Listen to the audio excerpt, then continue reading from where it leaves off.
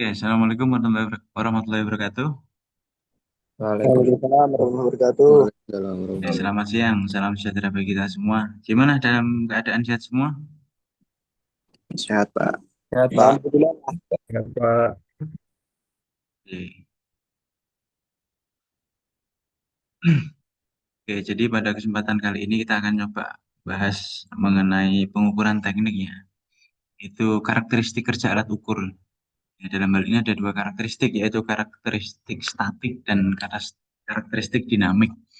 Jadi sebelumnya mungkin bisa absen dulu di Terraversa ini sudah saya generate. Oke, selanjutnya ya, pengukuran teknik pada bab ini adalah karakteristik statik. Jadi kita mulai dengan tiga pertanyaan yang mungkin sangat fundamental nih. Apakah pengukuran di tempat yang sama akan menunjukkan hasil yang sama? Jadi Anda mengukur di tempat yang sama, masih ingat jangka sorong ya? Tahu jangka sorong ya, Mas? Tahu, Mas. Tahu, Pak. Kalau Anda mengukur di tempat yang sama, itu hasilnya sama nggak? Ada yang bisa jawab? Mas Kosong?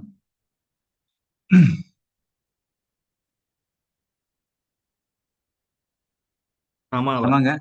Sama. Oke, kemudian pertanyaan kedua, apakah sebuah benda yang diukur hari ini akan sama ukurannya dengan 2 minggu ke depan? Sama apa enggak? Ada yang mau jawab?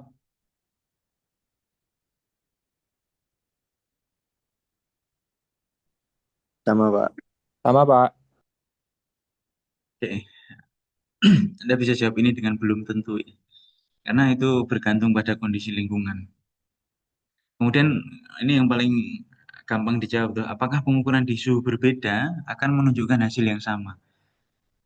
Jadi Anda mengukur di suhu yang beda itu hasilnya sama enggak? Tidak, Pak. Kenapa? Ada yang tahu alasannya?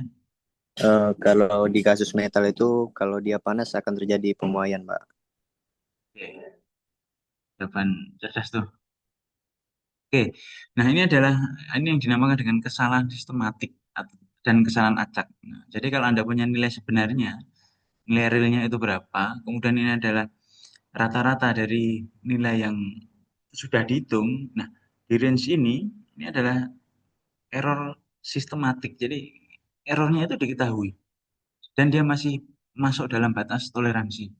Nah, kalau itu terjadi di luar dari rata-rata dan di dalam, ini namanya random. Nah, cara menghitungnya kesalahan acak itu gimana? Pembacaan dikurangi rata-rata pembacaan. Jadi nanti kelihatan. Nah, karakteristik statik. Apa tuh karakteristik statik dari angkat alat ukur? Sorry? Yaitu serangkaian parameter yang menggambarkan kinerja alat saat mengukur besaran yang tidak berubah terhadap waktu atau berubah sangat lambat. Akurasi, presisi, sensitivitas, rentang itu dia tidak berubah terhadap waktu. Nah, itu semua menunjukkan seberapa dekat hasil ukur dengan nilai sebenarnya dan seberapa konsisten hasilnya. Jadi repeatable dia, mampu diulang. Nah, karakteristik statik itu hanya dipengaruhi oleh besaran yang terukur. Suhu, kelembapan udara, tekanan udara, getaran. Jadi setiap ada kenaikan suhu sekian, maka ukurannya berubah sekian. Akhirnya pada akhirnya itu bisa diformulasikan gitu ya. Oke, karakteristik statik itu ada kemampu ulangan atau repeatability. Jadi kemampuan sebuah alat ukur atau instrumen itu untuk menghasilkan output yang tepat secara berulang-ulang. Bukan hanya tepat dalam sekali ukur, tapi besok diukur juga sama hasilnya. Kemudian ada linear. Jadi sebuah sistem pengukuran itu diharapkan memiliki hubungan linear antara input dan output. Jadi inputnya berapa, outputnya berapa. Jadi ada diformulasikan secara linear nanti tuh. Jadi kalau ada penyimpangan dari linearitas, yang benar itu disebut dengan kesalahan linear. Tapi kalau penyimpangan itu di luar dari kesalahan linear, biasanya adalah kesalahan acak ya. Nah, selanjutnya ada sensitivitas.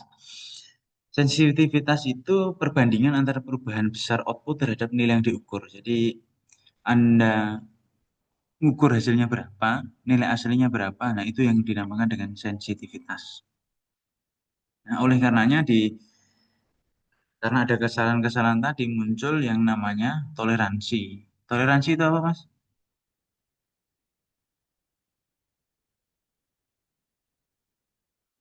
Hah? Ada yang tahu atau baca nih toleransi apa tuh? Pak Mas Yasiru? Rentang penyimpanan ukuran, Mas. Penyimpangan ukuran, Pak, Yang yang diizinkan. yang diizinkan. Jadi setiap toleransi itu punya batas. Nah, batas itu juga punya batas lagi. Jadi toleransi yang diizinkan dari dimensi nominal suatu komponen. Nah, tujuannya untuk apa? Untuk memastikan komponen itu dapat berfungsi dengan baik, pas, dan dapat dipertukarkan. Nah, ini penting tuh.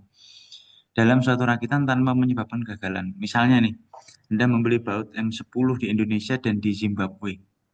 Jelas tuh ukurannya tuh M10. Sama nggak? Belum tentu, Pak. Nah, ini coba lihat tuh. Toleransi dalam termnya rentang penyimpangan ukuran yang diizinkan. Jadi, ini Anda nggak baca nih. Jadi kalau Anda membeli M10 di Indonesia dan di Zimbabwe, ukurannya akan sama. Dia sama-sama M10.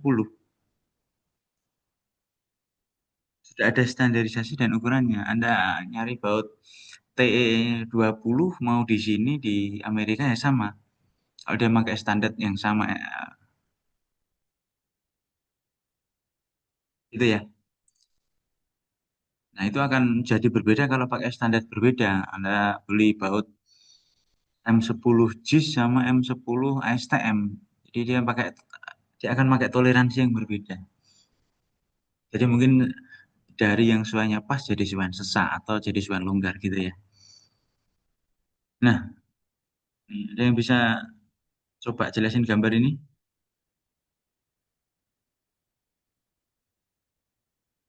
Ya, Mas Kusom bisa coba jelasin?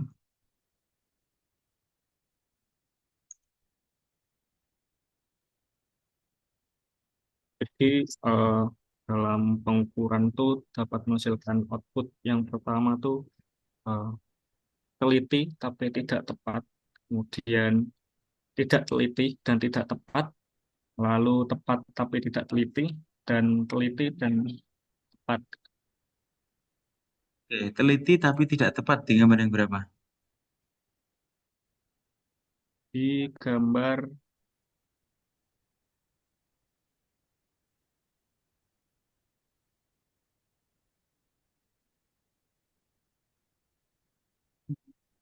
di gambar yang ketiga ini, Pak. Yang ketiga mana ini? Ya, Oke, betul. Jadi ini teliti tapi tidak tepat. Jadi dia teliti, dia jatuh di tempat yang sama tapi tidak tepat. Jadi itu juga output dari hasil pengukuran gitu ya. Oke, nah ini ada contoh kasus karakteristik statik.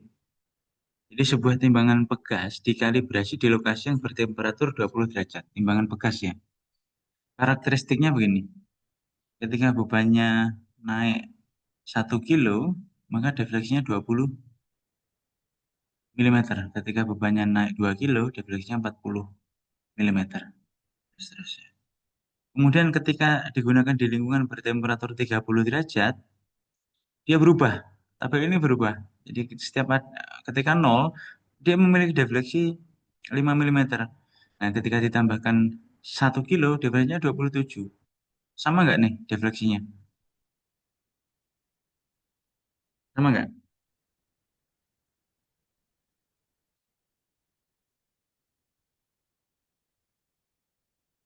Halo?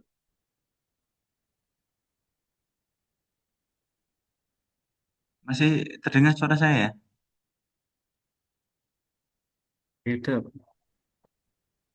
Beda. Bebannya sama nggak? Bebannya sama. Bebannya sama tapi defleksinya berbeda. Nah, apa yang mempengaruhi kedua tabel ini? Dari temperatur. Jadi temperaturnya mempengaruhi. Jadi dari tabel ini bisa diketahui nanti tuh zero drift dan sensitivitas drift per derajat Celciusnya itu berapa. Nah, nih di suhu 20 itu dengan sensitivitas sekian, ini ketemu semua nih. Nanti zero dV-nya sekian. Kemudian ketemu sensitivity-nya berapa. Nah, kemudian muncul solusi teknis kalibrasi alat ukur. Karena dia masih pada rentan sensitivitas atau rentang toleransi yang diperbolehkan. Nah, ini contoh nih. Jadi saya kerjasama sama teman-teman di Universitas Negeri Semarang gitu ya. Nah, ini rancang bangun Doklat Transmission System pada kendaraan mobil Med Energy. Nah, ini kami dulu pakai standar ISO ya. Nah, di ISO itu toleransinya jelas, fine, medium, coarse, very coarse, pada range ukuran tertentu nih. Nah, ini kelihatan toleransinya. Nah, ini adalah hasil ukur yang didapatkan di pada pengukuran komponen itu. Nah, kalau Anda ingin tahu komponennya kayak apa,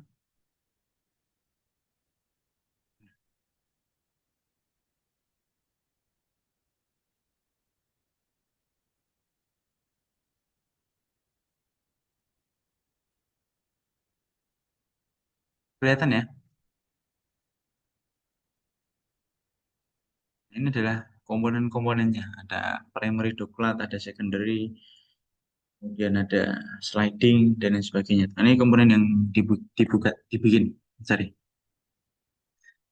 Nah, di sini ada penyimpangan ukuran. Nah, ini saya ambil dari primary doplet, itu komponen utama tuh. Dari 60 milimeter, dia batas toleransinya 0,3. Kemudian dilakukan 3 kali pengukuran, hasilnya sekian. Anda bisa nyari di sumbernya. Nah, sebagai tugas nanti dari data ini, Anda coba klasifikasikan kesalahan yang terjadi. Apakah dia kesalahan statik atau kesalahan acak? Kemudian dari tingkat presisi dan akurasi yang dijelasin Mas Kusom tadi, yang tepat, akurat, dan presisi ya. Nah, Anda bisa coba Anda klasifikasikan tingkat presisi dan akurasi dari hasil ini. Kemudian dari sini, dari data hasil pengukuran ini, Anda bisa mengukur repeatability. Jadi kemampuan pengukuran itu dilakukan berulang lagi. Dan yang terakhir, tentukan linearity dan sensitivity, sensitivitas dari data di atas. Itu dikumpulkan minggu depan sebelum pertemuan ya. Oke.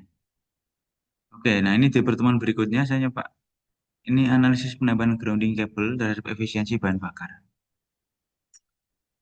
Ada yang tahu grounding cable?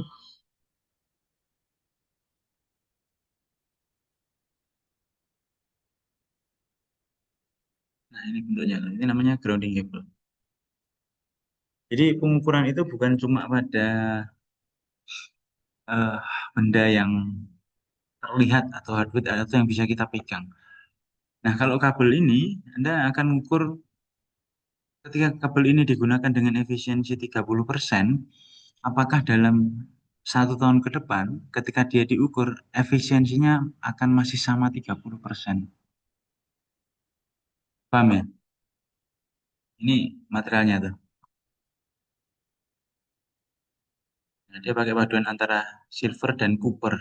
Nah, pertanyaannya, apakah dia ketika 2 tahun lagi itu dipakai, apakah masih sama?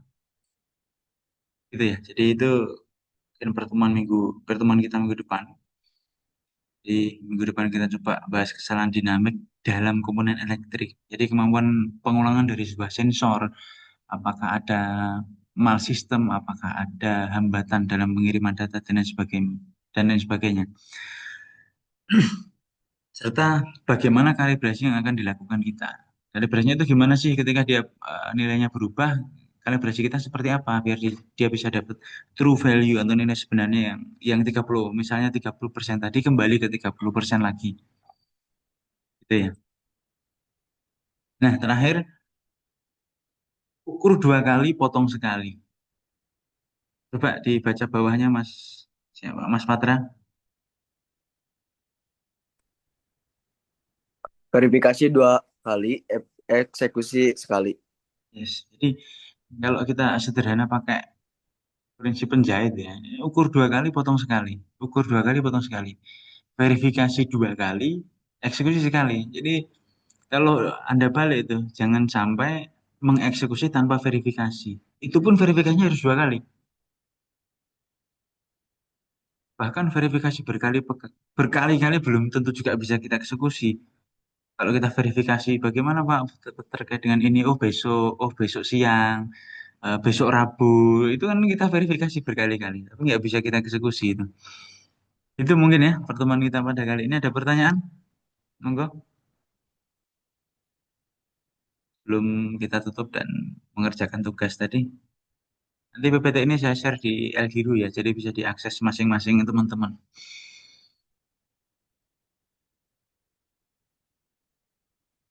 Oke, ada pertanyaan?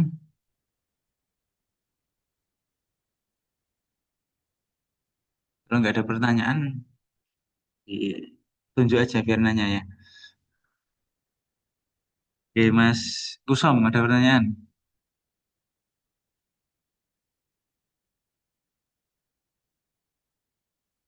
Dari saya cukup, Pak. Oh, Mas Yasiru mungkin ada pertanyaan? Nah, dari saya cukup, Pak. Patra mungkin? Saya ada Pak, Oh ya, silakan. izin bertanya Pak. Tadi yang terkait yang tidak tiga pertanyaan itu, yang pertanyaan nomor tiga itu kan untuk kasus metal bila dipengaruhi suhu itu pengukurannya Hmm? berbeda. Nah kalau misal eh, pada material plastik, jika terkena suhu itu eh, hasil pengukurannya sama apa beda Pak? Terima Ya, kasih. akan jauh berbeda karena plastik kan memiliki titik eh, fatigue yang lebih kecil daripada metal ya. Jadi setiap perubahan sedikit suhu pada material plastik atau polimer itu akan perubahannya akan sangat signifikan dibanding dengan metal ini. Kalau metal kita bicara soal mikron gitu ya. Jadi pemilihan material itu ini pertanyaan bagus nih. Saya kasih contoh itu material itu jadi faktor poin paling penting itu di suhu yang berbeda. Kalau Anda naik pesawat, kemudian turbin itu kan beroperasi ya. Baling-balingnya itu muter. Nah, baling-baling di ketinggian udara sekian dengan kelembaban udara sekian itu sama nggak dengan yang di bawah?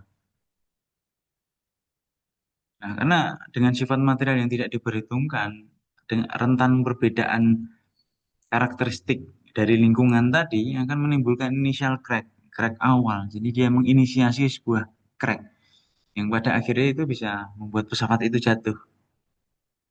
Nah, jadi Anda harus tahu juga betapa pentingnya ini, poin dari pengukuran ini untuk menghasilkan sebuah produk yang bagus.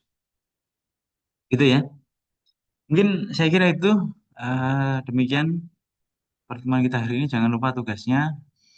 Eh, Kurang lebihnya mohon maaf. Assalamualaikum warahmatullahi wabarakatuh. Waalaikumsalam. Waalaikumsalam warahmatullahi wabarakatuh. Wabarakatuh.